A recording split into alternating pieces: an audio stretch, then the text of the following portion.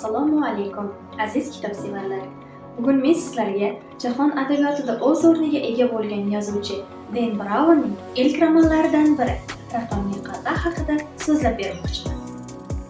Bu asar yozuvchining ilk romanlaridan biri bo'lsa-da, undagi voqealar, g'oyalar va falsafiy mushohadalar uni adabiyot olamida o'ziga xos asarga aylantirgan.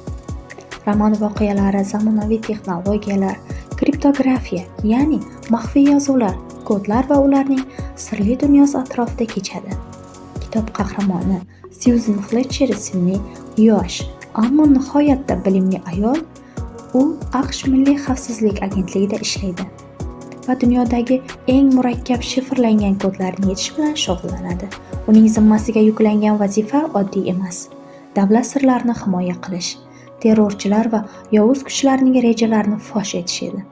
Ammo bir kuni agentlik tarixida misli ko'rilmagan voqea yuz beradi. Hech kim buzolmaydigan raqamli qal'a deb nomlangan kod paydo bo'ladi. Ushbu kod nafaqat milliy xavfsizlik, balki butun insoniyat kelajagini ham xavf ostiga qo'yadi. Kodni yechish uchun qilinayotgan urinishlar natija bermaydi. Vaqt esa tobora qisqarib boradi. Ana shunday tahlikali pallada Susan o'zining aql-zakovati, qat'iyatli va mardligi bilan sinovdan o'tadi. Azizlar, bu asar nafaqat qiziqarli sarguzasht va detektiv roman sifatida qiziqish uyg'otadi. Bu bizni o'ylashga majbur qiladi. Biz bugun yashayotgan davr axborot asri. Kompyuterlar, internet, sun'iy intellekt, bular hayotimizning ajralmas qismiga aylanib bo'lgan. Hurmatli kitobxonlar, ushbu asar insoniy sodiqlik, fidoyilik va xiyonat haqida ham so'zlaydi. Har bir qahramonning qarori nafaqat uning o'zi hayotiga, balki butun jamiyat kelajagiga ta'sir ko'rsatadi. Biz ham hayotimizga qabul qiladigan kichik qarorlarimiz bilan jamiyatimizning ertangi kunini shakllantiramiz.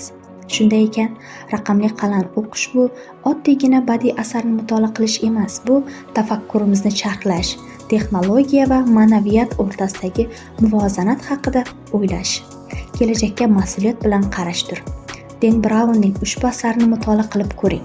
Ishonamanki, uni o'qigan har bir kitobxon nafaqat qiziqarli voqealardan bahramand bo'ladi, balki o'z hayoti uchun muhim xulosalar ham chiqaradi.